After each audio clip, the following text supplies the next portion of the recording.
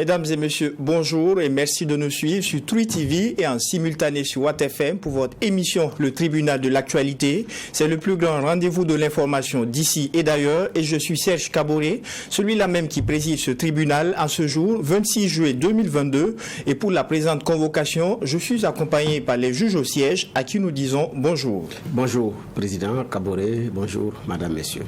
Vous serez rejoint tout à l'heure par le juge Vaha qui nous rejoindra dans peu de temps. Et pour la deuxième convocation de la dernière semaine du tribunal de l'actualité avant les vacances, le tribunal reçoit là-bas le chercheur et sociopolitologue au CNRST, le docteur Olo Pépin-Yen. Avec lui, il sera question de la situation sociopolitique nationale au Burkina Faso. Bonjour et bienvenue, docteur. Bonjour. Voici planter le décor pour cette deuxième convocation et c'est parti pour les avant-propos.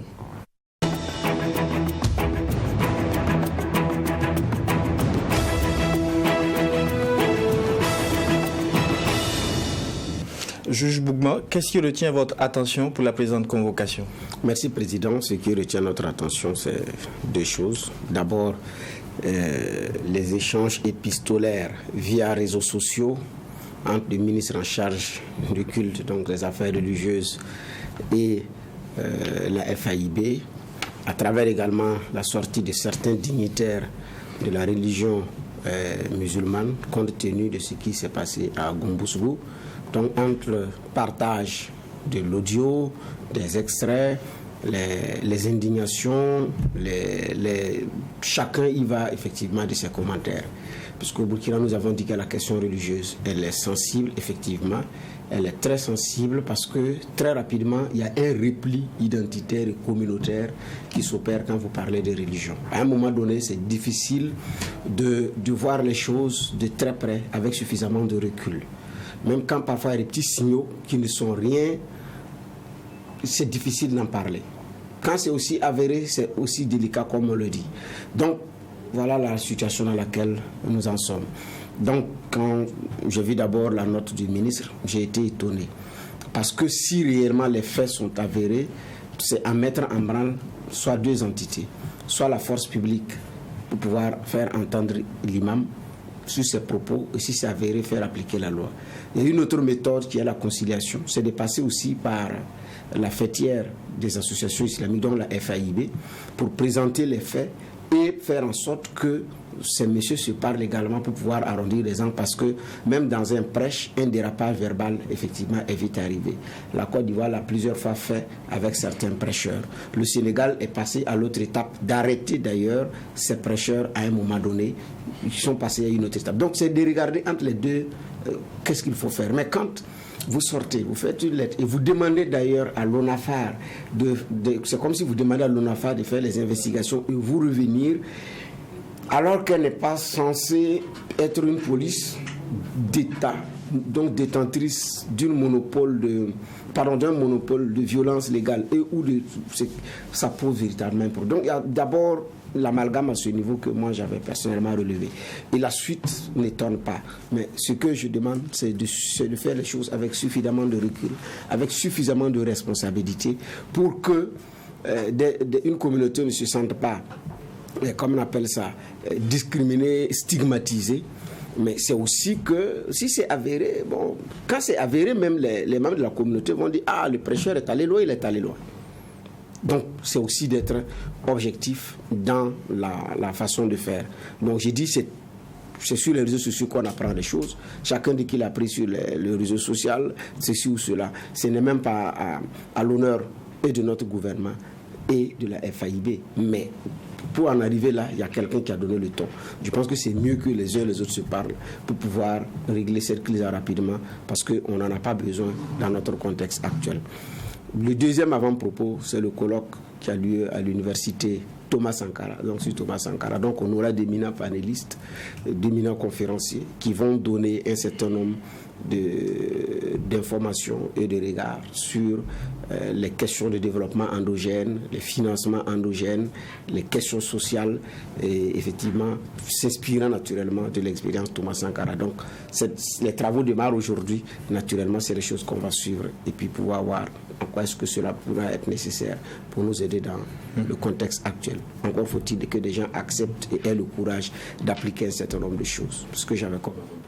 Alors, juge Vaha, qu'est-ce qui retient votre attention pour la présente convocation? Bonjour, Président, bonjour auditeurs et téléspectateurs. Je m'excuse déjà pour ce retard avec quelques affaires de rédaction à gérer.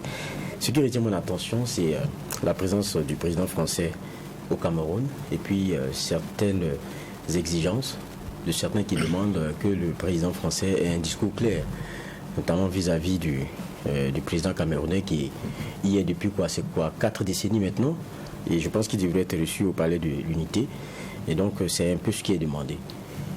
On a un Cameroun qui est très prolifique sur certains sujets concernant le panafricanisme et surtout concernant certains pays du continent, mais quand il s'agit de certaines questions qui la concernent, notamment la longévité de son président, il y a beaucoup qui sont taiseux. Maintenant, je me pose aussi beaucoup de questions. Si on demande aujourd'hui à la France de changer de paradigme, de ne pas influer dans ce que nous avons comme gestion, notamment dans la désignation de nos présidents, je me demande pourquoi est-ce qu'on veut aussi qu'ils aient un mot à dire sur un certain nombre d'éléments. Parce que, vous savez, à demander à quelqu'un de vous aider pour ce qui est bon, il trouvera aussi l'opportunité de faire ce qui est bon pour lui. C'est ça aussi la réalité. Il faut qu'on sache ce qu'on veut. Il faudrait que le peuple accepte de s'assumer à un moment donné. Parce que c'est comme ça, les grands changements, quand on les veut dans les urnes, il faut accepter qu'il y ait des taux de participation aux élections qui soient assez forts. Il faut travailler à ça. Il faudrait qu'il y ait, quoi qu'on dise aussi, l'effort des populations à ce que la vérité des urnes soit la vérité la plus partagée. Vous prenez des pays comme le Sénégal, avant même qu'on ait les résultats officiels, l'officieux, tout le monde l'a presque, parce qu'il y a une veille qui est faite. C'est vraiment l'affaire des Sénégalais quand on parle des élections. Il y a un maillage du territoire qui est fait, pas seulement par les partis politiques, mais par des médias, des observateurs et tout. Et pour finir, c'est un peu verrouillé. Il faudrait qu'on en arrive aussi à ça en termes de culture chez nous. Et il ne faudrait pas qu'on se dise que chaque fois, celui à qui on interdit de s'immiscer sur nos questions politiques, celui à qui on interdit de faire ceci ou cela, on lui permette de venir maintenant s'exprimer sur ceci ou cela. C'est vrai, ça peut se comprendre parce qu'il y a un fort lien historique entre la France, ancienne colonie, et nous et tout. Nous qui sommes les anciennes colonies. Mais je crois qu'on ne peut pas vouloir une chose et son contraire. Parce que là, il faut savoir s'autodéterminer parce que la vraie, la vraie solution ne viendra pas de ce que Macron dira à Biya, dont le fils est en train d'être petit à petit adoubé, et pour certains, quand on regarde, on a comme l'impression qu'il aura un genre de transmission. Mais ça, ce n'est pas la France qui va casser ça. Ce n'est pas le président Macron qui va casser ça. Si les Camerounais ne s'assument pas, ce ne sont pas des choses qui vont changer. Donc, quand on ne veut pas quelque chose, il faut l'affirmer dans son entièreté. Il faut ne pas prendre ce qui est bon pour nous aujourd'hui et puis demander à celui à qui on a invité, celui qu'on a invité dans un débat, demain de ne plus parler. Je ne pense pas qu'un chef d'État, quelconque fût-il, et quelle que soit sa force économique sur notre continent, ira en France ou bien ira en Europe pour dire je vais discuter de vos prochaines élections. Je n'ai jamais entendu parler de ça. C'est une affaire française, c'est une affaire allemande, c'est une affaire qui concerne les nationaux de ce territoire-là. C'est comme ça que ça se passe très souvent. Maintenant, quand nous on les invite à discuter de nos problèmes, qui sont les nôtres au sens plein du terme, acceptons aussi qu'à un moment donné, ils fassent ce qui est bon pour eux. Alors, on le disait en début d'émission, le docteur Ole Pépin Yen est notre convoqué à la barre du tribunal ce matin. Il est sociologue et politologue. On vous connaît un peu sur les questions de développement. Aujourd'hui s'ouvre à l'université Thomas Sankara un colloque international sur la thématique Sankara et le développement. Que peut apporter un tel colloque au Burkina? Ok, merci. Et effectivement, ce matin, je pense que c'est à partir de 9h, à l'université Thomas Sankara, il y a donc un colloque qui est organisé. Et je pense que ce colloque, c'est d'abord rendre hommage au président Thomas Sankara pour ce qui a été dans notre histoire politique et même pour le combat panafricain qu'il a mené.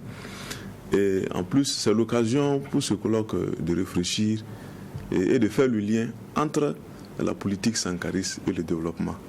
Et donc, quand on regarde le programme, il y a beaucoup de thèmes qui sont abordés par une diversité d'acteurs universitaires qui viennent bien de l'Europe, de l'Afrique, et surtout une forte participation des Camerounais. Et tout de suite, il vient de parler du Cameroun. Et donc, je trouve que ce colloque vient à point nommé, et dans un contexte politique où aujourd'hui nous sommes en train de chercher ici la voie qu'il faut suivre pour sortir donc, des crises politiques dans lesquelles nous sommes plongés depuis un certain temps. Alors, on peut se poser la question, pourquoi l'expérience révolutionnaire continue d'inspirer au-delà de nos frontières ? Oui, l'expérience révolutionnaire continue d'inspirer au-delà de nos frontières, parce qu'il faut dire que, comme toute révolution, c'est toujours un temps chaud dans l'histoire. Et les vraies révolutions dans ce monde ont toujours fait l'objet d'une curiosité presque universelle. Donc, je m'avais cité beaucoup de révolutions. La révolution française, la révolution russe, la révolution américaine. Et si aujourd'hui, la révolution burkinabé est toujours d'actualité dans les consciences et dans les esprits, c'est parce que justement son leader Thomas Sankara a pu incarner à un certain moment l'espoir de toute une jeunesse africaine et même des déshérités de ce monde. Donc c'est pourquoi aujourd'hui il est difficile ici de citer ici les grands panafricanistes, les présidents les plus exemplaires de l'Afrique sans parler de Thomas Sankara. Donc c'est pour ça aujourd'hui cette révolution a beaucoup apporté à la jeunesse africaine et aux Africains de façon générale, en termes d'élévation du niveau de conscience politique et en termes aussi d'audace politique, et laquelle l'audace qui permettait ici de poser les vrais problèmes de l'Afrique et de décider ici de quelle attitude adopter pour sortir de la domination impérialiste. On le sait, vous êtes politologue et depuis janvier dernier, le Burkina a amorcé un autre pan de son histoire. Nous sommes sous une transition. Comment est-ce que vous appréciez la gestion du pays par ces autorités de transition ? Ok, la gestion du pays aujourd'hui suscite beaucoup de controverses publiques, comme vous-même vous l'avez constaté. Voilà, donc quand on suit les réseaux sociaux, bon voilà, on suit la presse, disons de façon générale au niveau de l'espace public, il y a donc un débat controversé, comme vous le dites, et cette controverse est liée à la nature même de l'espace public, où ce sont des tendances, c'est-à-dire contradictoires, et qui s'affirment sur l'espace public. Et en ce qui concerne la gestion de cette transition, ce que je dois dire d'entrée de jeu, et c'est que s'il y a peut-être des critiques qu'il faut formuler, pas des critiques, si peut-être il faut relever ici ce que moi je pense aujourd'hui qui ne va pas de soi, c'est surtout au niveau de la communication politique. Voilà. Et je pense que ce pouvoir actuel n'a pas mis l'accent sur la communication politique dans un contexte de crise où on se situe dans une situation de psychose généralisée. Donc de sorte qu'aujourd'hui, l'observateur ou du moins le citoyen lambda n'arrive pas à suivre aujourd'hui ce qui se passe, ou du moins n'arrive pas ici à percevoir de façon objective et de façon claire, c'est-à-dire la démarche qu'aujourd'hui ce pouvoir militaire qui est en train de diriger la transition est en train de suivre. Voilà. Donc du coup, chacun va de son interprétation, de son commentaire, de ses critiques et de ses spéculations. Donc je dois dire aujourd'hui un problème de communication politique au niveau de la gestion du pouvoir. Alors, monsieur le juge, le convoqué est à vous pour des questions de généralité ou de fond. Merci. Je rentre d'abord dans la brèche de la première question par rapport à Thomas Sankara. Au Burkina, d'ailleurs, on est resté sur un débat qui jusqu'à présent n'est même pas terminé, qui dit que ce n'était pas une révolution. Il a fait un coup d'État, ça s'arrête là. Pour certains, la révolution est venue après. Pour vous, c'était une révolution et quels sont les arguments qui les sous-tendent? La révolution du 4 août est l'aboutissement d'un long processus. Je suis désolé qu'il y ait des gens aujourd'hui dans ce pays, des intellectuels et même des universitaires, qui continuent de prêcher que la révolution du 4 août n'était qu'un simple coup d'État militaire. Et ce qui est contradictoire, c'est qu'on voit une certaine catégorie d'acteurs qui disent lutter pour faire la révolution Eux, au même moment, ils disent qu'ils sont contre les coups d'État. À mon sens, la révolution, c'est un coup d'État. Voilà. Toute révolution au sens marxiste, dans le sens que Marx l'a défini, est un coup d'État. Mais tout coup d'État n'est pas une révolution. Donc je trouve que ce sont des aberrations, ce sont des analyses erronées, des analyses tronquées. Et quand on regarde l'histoire politique de notre pays, on se rend que la question de la révolution d'août n'est pas seulement une affaire d'une simple nuit du 4 août où des militaires ont pris des armes pour proclamer une révolution.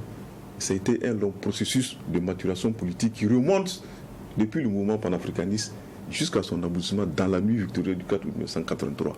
Et ceux qui connaissent bien l'histoire, il faut remonter depuis le mouvement panafricaniste qui a pris naissance dans les Amériques.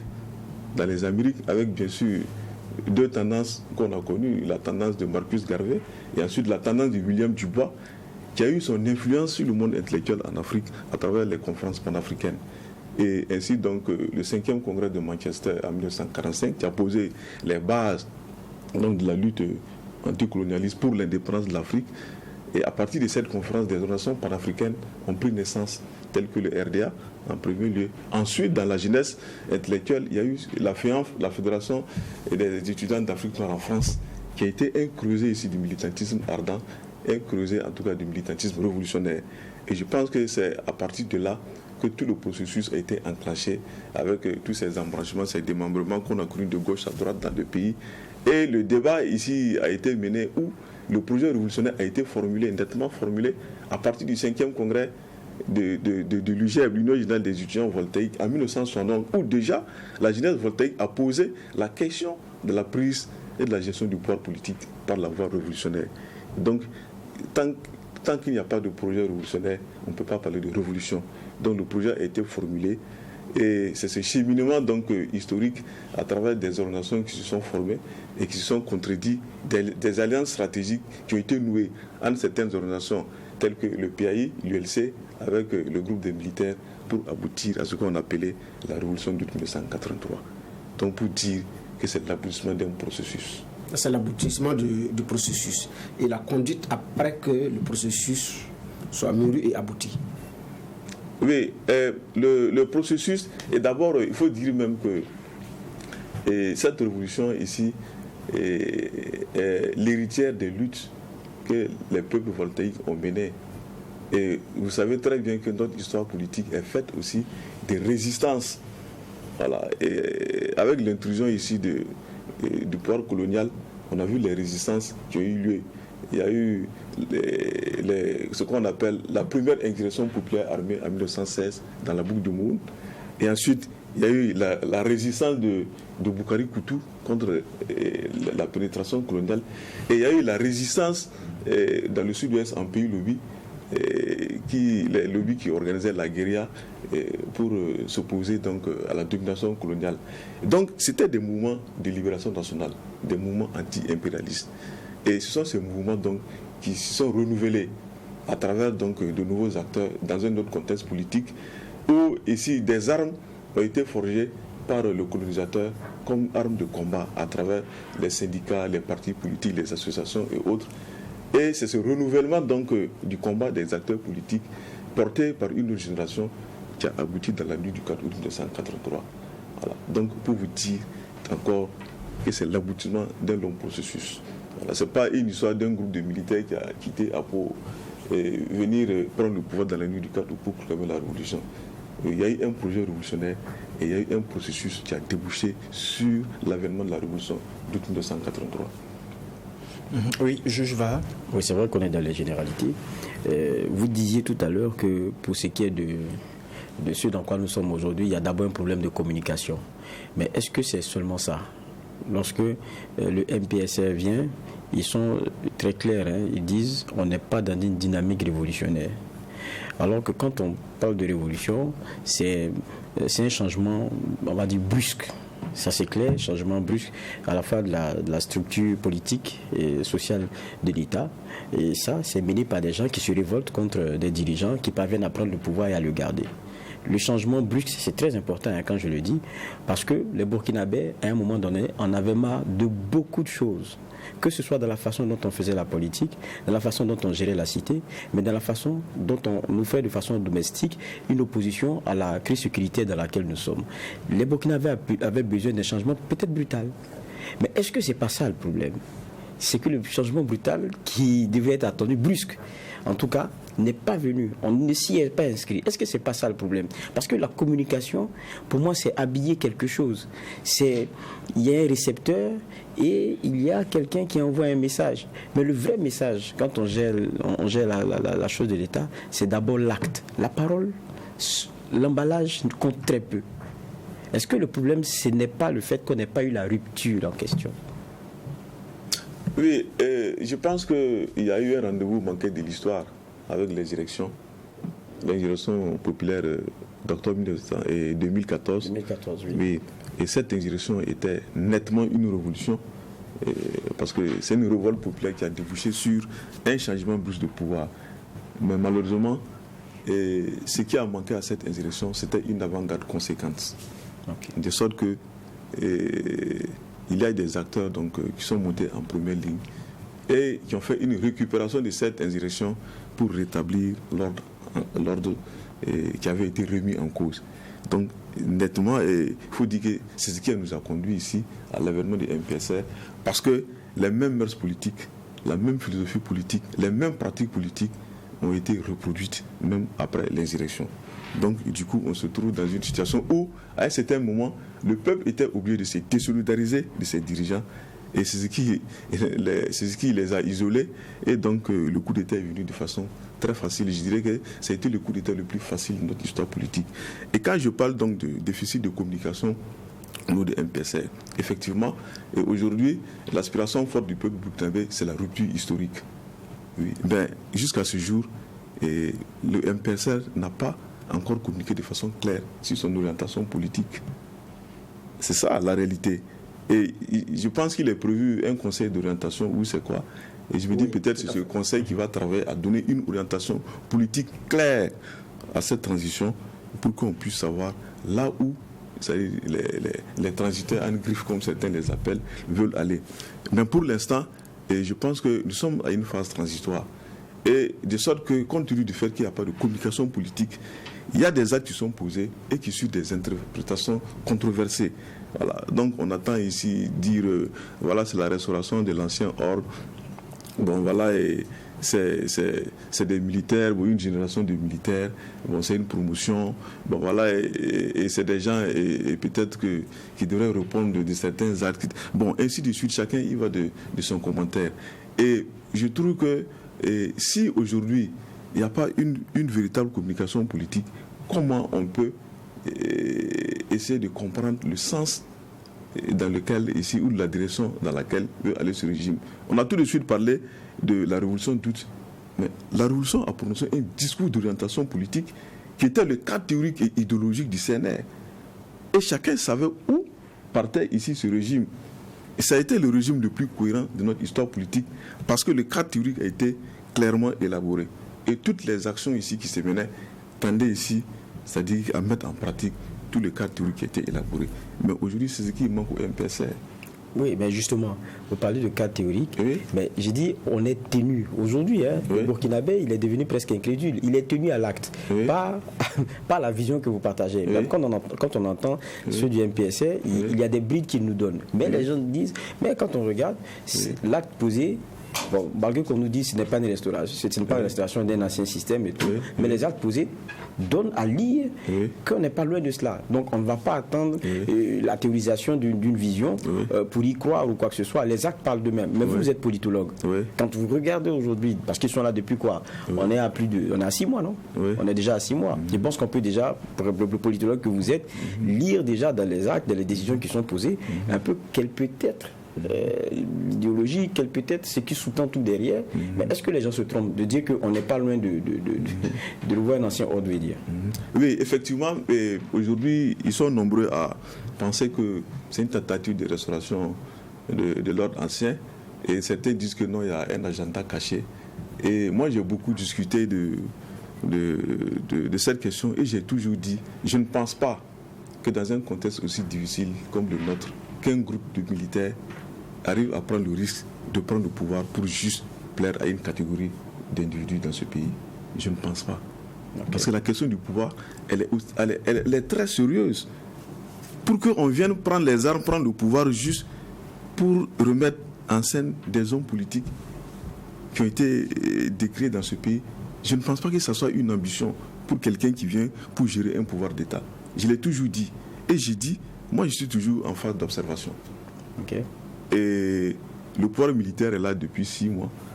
Il y a un certain nombre d'actes qui ont été posés sans qu'il ne communique véritablement sur le sens de ces actes. Et chacun a fait son commentaire. Mais je pense qu'on a encore 24 mois pour comprendre quel est le sens réel, ou du moins la portée et la direction donc, de ce pouvoir militaire. Mais pour l'instant, et moi en tant qu'homme de science, je n'ai pas encore suffisamment d'éléments pour tirer une conclusion hâtive comme aujourd'hui certains le font. Voilà.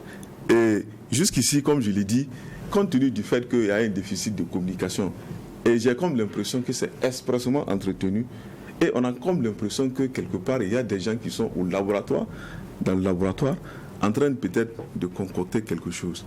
Donc, et justement, c'est une phase de latence, et moi d'ici, j'attends de voir effectivement quelle est vraiment la direction ou le sens que le pouvoir militaire donne effectivement à la prise du pouvoir.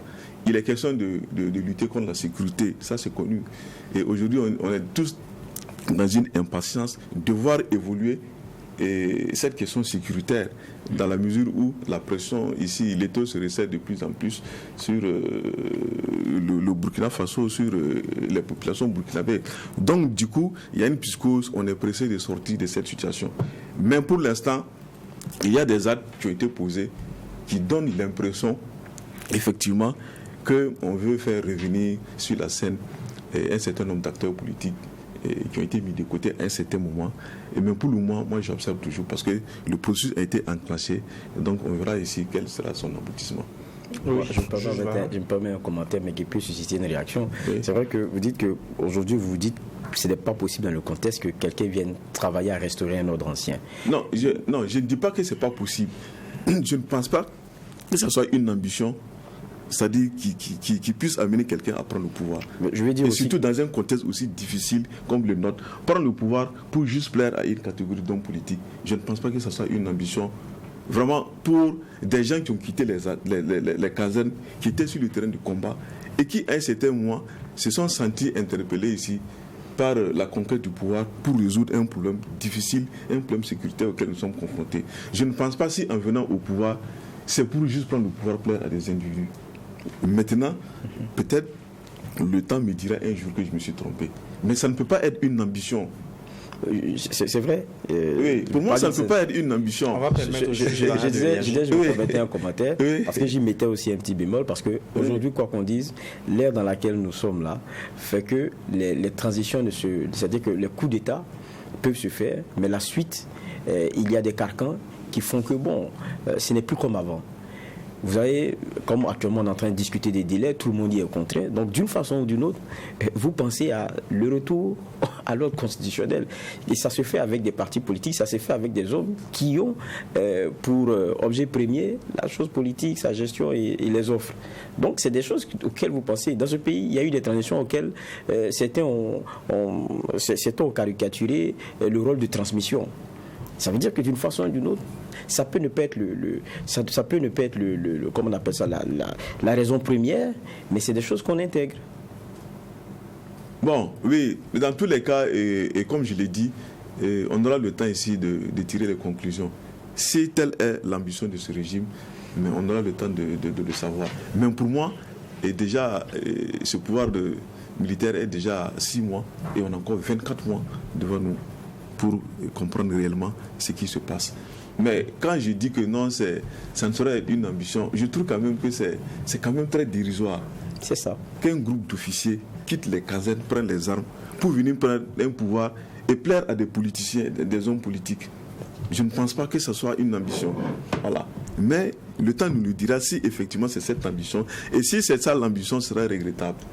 Mais je ne pense pas que le risque qu'ils ont pris pour arriver au pouvoir, c'est juste pour plaire à des autres. Il y a quand même une possibilité que ces derniers travaillent à récupérer la Oui, mais justement, c'est un pouvoir militaire qui n'a aucune assise sociale, aucune assise politique.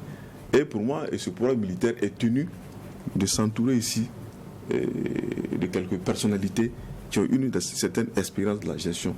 Et comme déjà on est dans le domaine politique, donc le choix de ces personnes se fait dans une sorte d'affinité élective. Voilà. On choisit ceux avec qui on pense qui peut, c'est-à-dire apporter quelque chose. Voilà. Et compte tenu du fait que c'est des militaires qui déjà ont eu l'occasion de voir certaines personnes à l'œuvre dans ce pays, donc je me suis dit peut-être qu'ils se sont dit que bon voilà, telle personne peut nous être utile au regard de son expérience dans tel ou tel domaine. Voilà. Donc, et quand on voit le pouvoir, c'est un pouvoir cosmopolite et disons un pouvoir vraiment diversifié où on trouve des syndicalistes révolutionnaires de lutte de classe, on trouve des hommes du MPP, on trouve des hommes du CDP et de la société civile et on trouve aussi des militaires. Voilà. Maintenant, bon, moi je ne connais pas tous ces acteurs, les trajectoires politiques, mais il y en a qui arrivent à interpréter, qui disent ah mais on se rend compte que les gens du CDP sont dominants dans la composition de ce pouvoir-là. Bon, je ne connais pas la trajectoire politique de tout un chacun, mais dans tous les cas, le pouvoir est obligé ici de s'entourer d'un certain nombre de personnes. Mais le problème que ça pose, c'est que j'ai comme l'impression qu'il a une différence d'approche et de prismes d'analyse sur certaines personnalités entre peut-être ce que le pouvoir militaire fait et la population. Parce qu'il y a certaines personnalités où je me dis que c'est au regard de leurs compétences techniques qu'ils ont approché ces gens-là. Mais au jeu de la population, le prisme avec lequel on voit ces gens-là, c'est des acteurs politiques. Donc une chose est d'être techniquement compétent et d'avoir une certaine compétence technique avérée. Et une autre chose est d'avoir une coloration politique. Et donc, du coup, quand c'est comme ça, et c'est normal que les interprétations soient diversifiées et même contradictoires. Je m'en vais prendre un exemple comme quelqu'un comme Yero Boli, où tout le monde reconnaît que sur le plan administratif, sur le plan technique, quand même, il a une certaine expérience au regard de son parcours. Et en même temps, on se rend compte qu'il a servi aussi l'ancien régime Compaoré.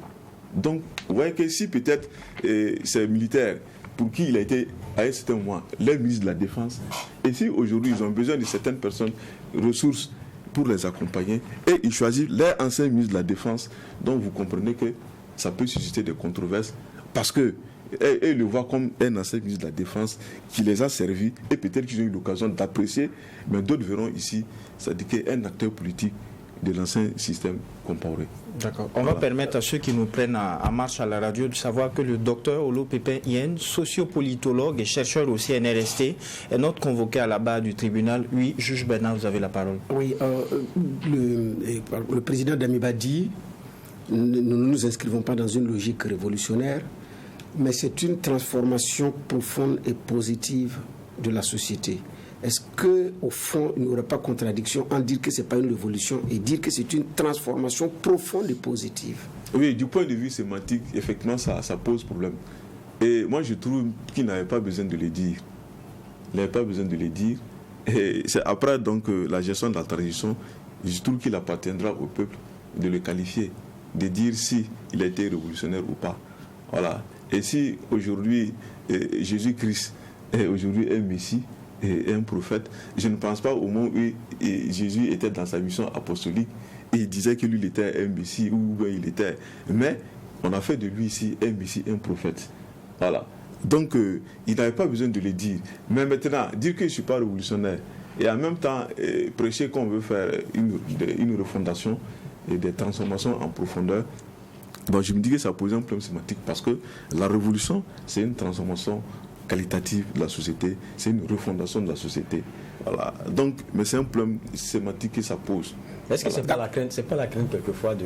Parce que Burkina, quand vous avez dit que, bon, moi, en tout cas, je m'inscris dans une dynamique révolutionnaire, on voit Thomas Sankara et directement, la plupart des Burkinabés disent, bon, on va l'attendre pour voir si c'est pas la même chose qu'on aura et tout. Oui, est-ce que c'est pas la crainte de cela? Oui, mais justement, parce qu'en se proclamant révolutionnaire, Mais là, c'est une lourde responsabilité qu'il porte. C'est cela. Et il sera jugé à l'aune, c'est-à-dire que de cette perspective révolutionnaire qu'il a définie.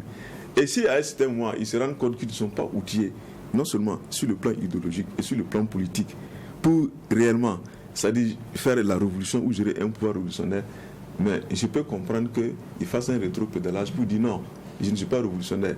Voilà, n'attendez pas à ce que je sois comme Thomas Sankara, parce que, et quelque part, je ne pense pas qu'il soit en mesure de faire comme ce que Thomas Sankara fait.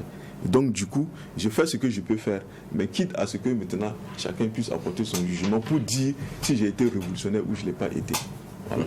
Je pense que c'est comme ça que je comprends ce rétropédalage. Okay. Moi, c'est de votre fonction, je vais poser ma question sur votre fonction, sociopolitologue au CNRST. Oui.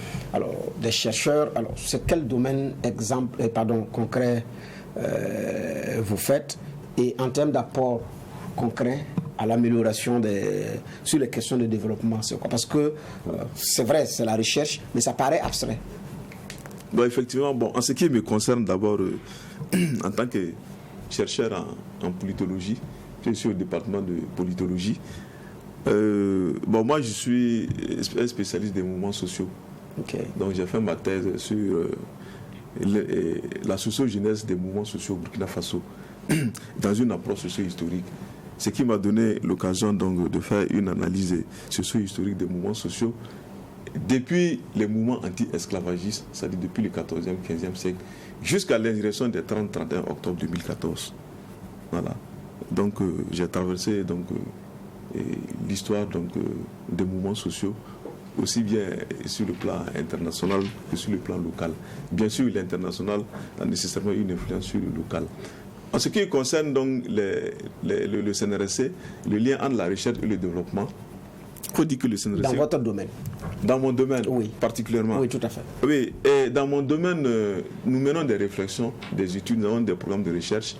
Voilà, et je pense que mes devanciers, mes aînés ont déjà produit un ouvrage collectif sur les royaumes et chefferies du Burkina, qui aujourd'hui est devenu un document pour qui veut comprendre en tout cas l'organisation sociopolitique de nos sociétés anciennes. Voilà. Et moi, j'ai bien beaucoup exploité ça dans ma thèse. Et bien d'autres aussi. Il y a mon aîné aussi, et en même temps mon oncle Jean-Marc Palme, qui a beaucoup produit sur l'histoire politique du Burkina pour ceux qui sont au courant.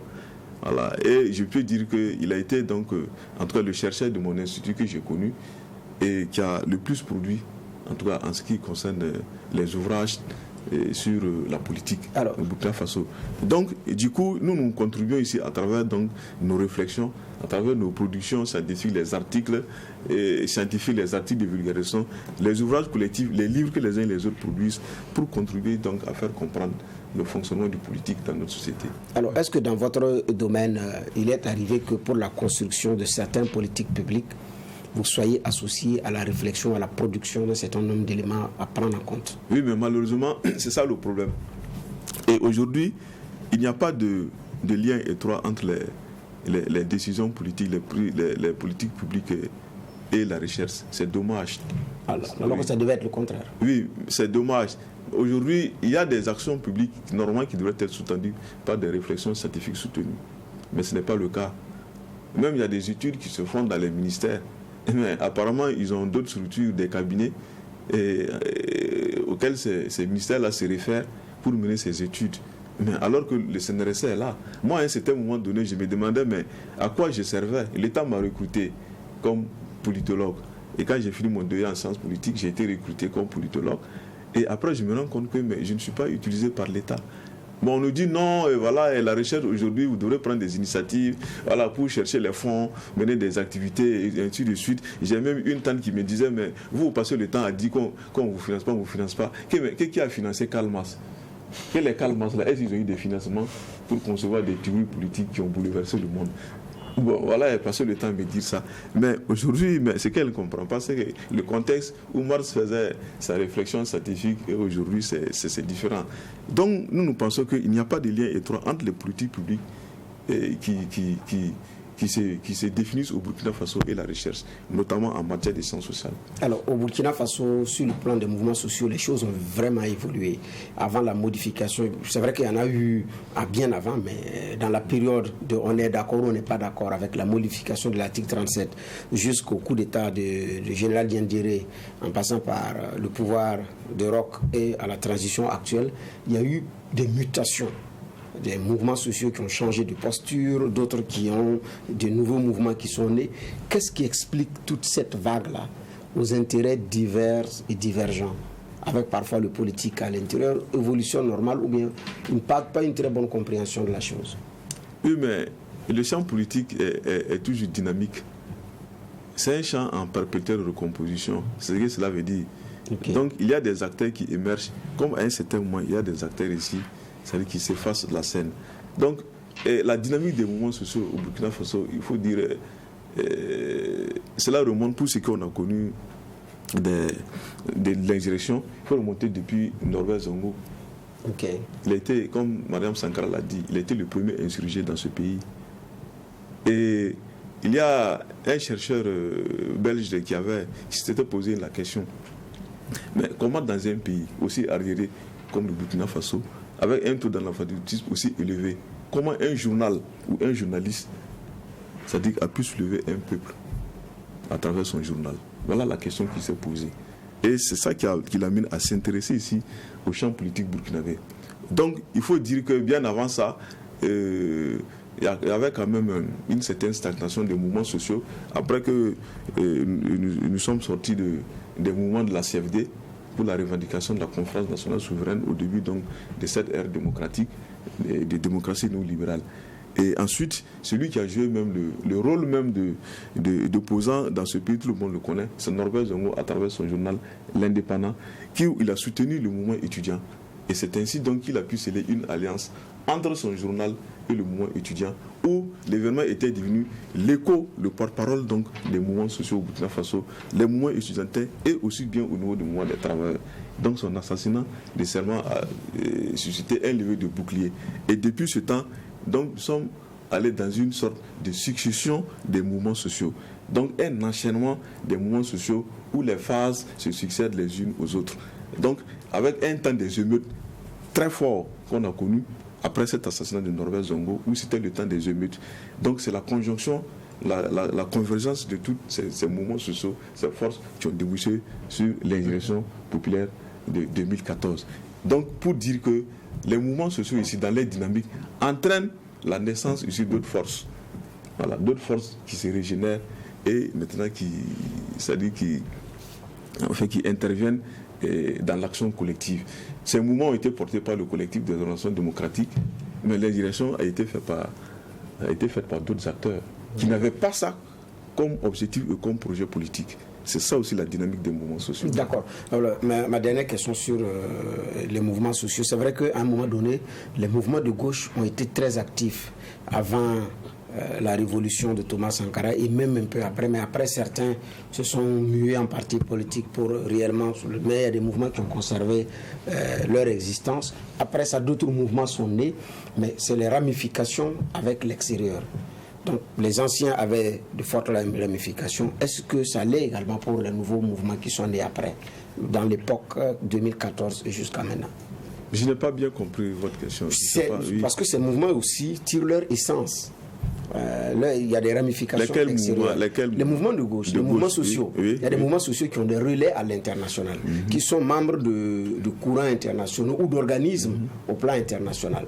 Donc, maintenant, les mouvements qui sont nés après, est-ce que cette politique de ramification extérieure a continué? Dans vos recherches, est-ce que vous avez pu noter cela, que surtout certains mouvements de 2014? Certains mouvements de 2014. Bon, il faut dire que le contexte international a beaucoup influencé le mouvement de la gauche. Voilà. Et le premier parti de gauche, le premier parti communiste au Burkina Faso, tout le monde le sait, c'est le PAI. Le PAI qui a été créé à Dakar. Et donc, c'est à partir de là qu'il y a une section voltaïque. Je pense que c'est à partir de 1962, si je ne me trompe pas, que la section voltaïque du PAI ici a été implantée. Et le pays a pris une part active dans l'insurrection du 3 janvier 1966. Voilà. Donc, du coup, forcément, il y avait donc une dimension beaucoup internationale de ces mouvements sociaux. Et quand on prend le mouvement étudiant, c'était la FEANF. La FEANF, la Fédération des étudiants d'Afrique noire en France, qui a été créée, je pense, dans les années 1950. Et c'est cette FEANF-là qui a eu ces sections à travers les différents pays, dont la section voltaïque qui était ici, l'UGEV. Mais aujourd'hui, on voit ici une recomposition donc, de la scène à travers de nouveaux mouvements. Donc, et ce que nous avons appelé le renouvellement des mouvements sociaux. Voilà. Et il y a d'autres forces qui ont émergé, mais qui aussi entretiennent ici des relations avec d'autres organisations dans une sorte de réseautage. Tel que si on prend le mouvement Balai Citoyen, et je pense qu'il y a un réseau d'organisations similaires ici, et dans lequel est inséré ce mouvement. Il y a Filimbi, RDC, il y a des choses au Sénégal, il y en a marre, et ainsi de suite, en Guinée, un peu partout. Mais maintenant, le point de jonction n'est pas ici, ne se fait pas sur une base idéologique. C'est ça la différence avec les anciens mouvements classiques qu'on a connus, où en premier plan, c'était l'idéologie. Voilà, c'était l'idéologie qui portait ici les mouvements sociaux. Mais là, aujourd'hui, ces mouvements sociaux s'emballent des idéologies. Voilà. Et vous voyez, vous m'excusez, mais une fois je lisais dans le monde diplomatique où un acteur de nouveaux mouvements sociaux ici, il disait que on n'a pas besoin de lire Marx pour parler de développement. Et en même temps, il se proclame héritier de Thomas Sankara. Bon, vous voyez un peu comment c'est contradictoire. Voilà. Mais vous ne pouvez pas dire qu'on n'a pas besoin de lire Marx pour parler de développement et vous dire que vous êtes sankariste. Mais Sankara n'a pas créé une théorie politique. Sankara n'a fait qu'appliquer le marxisme dans un contexte burkinabé. C'est ça la réalité. Voilà. Et maintenant, il a une pensée politique qu'aujourd'hui on peut systématiser et faire de ça ici et peut-être une théorie politique ou je ne sais quoi. Mais il n'a rien inventé jusqu'ici. Alors, laquelle alors Ce que vous dites est intéressant. Laquelle? Vous dites qu'il a une pensée politique qu'on peut schématiser ici pour en faire une théorie politique. Je voulais en savoir davantage. Oui, mais bien sûr, à travers tous ces discours et ces prises de position aujourd'hui, et on peut systématiser cela. Et même j'ai ça comme projet et de réfléchir sur la pensée politique de Thomas Sankara. Quels peuvent être les grands piliers? Mais les grands piliers de la pensée politique de Thomas Sankara, et d'abord, c'est la nature même de la révolution qu'il a dirigée. C'était une révolution panafricaniste. C'était une révolution typiquement burkinabé, comme il a dit. Voilà. Et la théorie marxiste dit que le marxisme c'est une matière brute. Il appartient à chaque pays de l'appliquer ici dans son contexte particulier. Et je pense que la révolution sankariste a eu aussi ses marques, a aussi sa singularité. Voilà. À travers ici la gestion même de ce pouvoir révolutionnaire où Thomas Sankara est arrivé, et c'est le fait de toute révolution. Mais les révolutions africaines, c'est une particularité à mobiliser ici tout un peuple pour des grands projets novateurs. Voilà. Et le développement dont vous parlez ici, ce développement, contrairement à ceux qui sont venus après, c'est-à-dire qui ont eu beaucoup d'aide extérieure pour injecter dans des projets de développement, Thomas Sankara n'avait comme ressource principale que la force de son peuple, la mobilisation populaire. Et c'est ce qui a permis ici de réaliser des grands chantiers qui aujourd'hui sont une curiosité même sur le plan de la science économique. D'accord. Alors, vous avez traversé les mouvements sociaux jusqu'à l'insurrection populaire. Où est-ce que dans le pan de l'histoire, on peut trouver l'explication du fait qu'aujourd'hui, des Burkinabés décident de prendre des armes contre d'autres Burkinabés? Oui, si aujourd'hui, des Burkinabés décident de prendre des armes contre d'autres Burkinabés, et je pense que c'est un problème assez complexe. C'est un problème assez complexe. Et dans l'analyse qui fait appel donc à deux dimensions essentielles, il y a la dimension internationale et aussi il y a la dimension interne, la dimension locale. Donc le terrorisme, aujourd'hui, il faut dire, après donc, le basculement donc, du camp de l'Est, du mouvement communiste international, il y a une autre force qui a émergé sous le capitalisme. Une force ici qui a émergé comme force d'opposition, de contradiction au système capitaliste. Parce que ce mouvement extrémiste terroriste aussi véhicule quelque part une idéologie. Voilà, une idéologie donc, qui comporte une vision eschatologique du monde. Donc, ce qui veut dire que le mouvement terroriste a pris naissance, a pris corps dans d'autres contrées du monde. et qui a poussé ses tentacules jusqu'en Afrique et au Burkina Faso ici. Et là où le problème est parti, vous le savez tous, c'est à partir du démantèlement de la Libye, voilà, où l'État ici, voilà, et a soutenu le mouvement populaire né à Benghazi qui a entraîné la chute et la mort de Mohamed Kadhafi. Et Kadhafi avait cette capacité de contenir donc ces réseaux terroristes-là en son sein. Donc, après sa mort, il y a eu une sorte d'explosion de ces groupes terroristes donc, qui ont essaimé un peu partout dans les pays comme le Mali, le Niger et le Burkina Faso. Et donc, ces pays, ces mouvements donc, qui ont fait leur pénétration dans ces pays sont parvenus ici à exploiter, c'est-à-dire que la précarité ambiante dans laquelle se trouve une frange de la population a été arrivé à instrumentaliser pour pouvoir donc recruter, avoir des adeptes. Voilà, c'est là où tout le problème se pose. Sinon, je ne pense pas que tous ceux qui combattent aujourd'hui là, c'est vraiment au nom de cette idéologie qui est mise en avant dans le mouvement extrémiste violent qu'on connaît dans les autres régions. Voilà. Je pense qu'il y a une autre dimension et cela explique aussi quelque part l'échec même de la gestion même des pouvoirs politiques. Parce qu'on se trouve, comme ce que nous disons les politistes, dans une situation de désétatisation. C'est-à-dire que c'est une crise de la gestion de l'État, une crise de l'État où aujourd'hui tout le monde sait qu'il y a un affaiblissement donc, du contrôle social, du contrôle politique même, et dû aujourd'hui à un recul même de l'État avec l'ère néolibérale, où aujourd'hui c'est les forces du marché qui doivent régenter la société et l'État ne doit se cantonner que de ses missions régaliennes. Voilà toute la difficulté aujourd'hui qui fait que même les acteurs politiques, quand ils viennent, mais ils deviennent ici, c'est-à-dire que des businessmen, des hommes d'affaires qui ne se préoccupent plus d'asseoir l'État, de construire l'État, mais plutôt ici de profiter de la rente politique que leur position dominante dans la hiérarchie politique leur offre. Voilà toute la difficulté aujourd'hui qui fait que l'État n'a pas pu exercer effectivement le contrôle social qu'il devrait exercer pour contenir toutes les entités dans un même espace de contrôle. Vous indexez le libéralisme ici, on dirait. Vous indexez le libéralisme ici. Mais bien sûr, le néolibéralisme, c'est ça qui a affaibli l'État. Parce qu'on est dans un processus de construction même de l'État. On n'a pas achevé de construire l'État. Mais en même temps, voilà un courant libéral ici, le néolibéralisme qui vient et avec donc le démantèlement du bloc de l'Est pour imposer ici une autre vision, c'est-à-dire du monde. Et cette vision du monde ici, c'est qu'on appelait ici une sorte d'économisation du monde. Où on se trouve dans une sorte d'économisme au détriment ici du politique. Donc c'est l'instance économique qui domine ici l'instance politique. Or avant c'est l'instance politique qui régentait l'économie.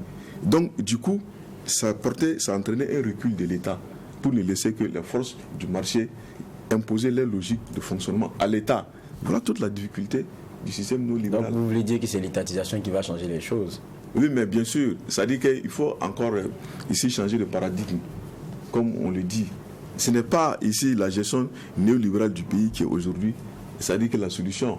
Nous sommes dans un processus de construction de notre État-nation. Mais ce que vous demandez, on ne peut pas en même temps un État qui n'est pas, c'est-à-dire qui n'a pas fini de se construire, mais on vient dire donc à cet État-là de se mettre à aller et de laisser les forces. Très rapidement, 30 secondes. Mais quand on vous écoute, ça veut dire qu'il faut aller à compte courant d'un ordre mondial qui a été ficelé aujourd'hui. Parce que ce libéralisme-là, quoi qu'on dise, c'est ce qui a pion sur lui aujourd'hui, quand on regarde la plupart des États, la façon de fonctionner. Oui, mais ça pose le rapport de force au plan international. Mais il y a des pays qui résistent jusqu'aujourd'hui au néolibéralisme. La Libye de Mohamed Kadhafi, le néolibéralisme n'a pas influencé. C'est-à-dire que le système politique qui était là, mais c'est ça tout son sort aujourd'hui. Il y a une résistance. Si on prend des pays comme le Cuba, le Vietnam, mais c'est des pays où le néolibéralisme n'a pas son emprise. Voilà. Donc c'est une question de capacité de chaque peuple, c'est-à-dire à définir sa propre voie et à défendre ici ce que ce peuple pense être la voie la meilleure pour son développement. Mais est-ce que nous avons cette capacité? C'est ça la réalité. C'est ça la question en tout cas. Et c'est ici que nous mettons un point final à la deuxième convocation de la dernière semaine du tribunal de l'actualité avant les vacances. Je rappelle que le chercheur et sociopolitologue au CNRST, le docteur Olo Pépin-Yen, était notre convoqué à la barre du tribunal. Merci d'être passé. Merci. Merci aux différents juges pour les angles de regard et d'analyse. Merci à vous qui l'avez suivi à la télé comme à la radio. Merci à l'équipe technique qui nous a accompagnés également ici au tribunal de l'actualité. La rigueur d'une justice équitable s'applique sur tous les sujets enrôlés. Au revoir et restez fidèles au programme de True TV et Watt FM.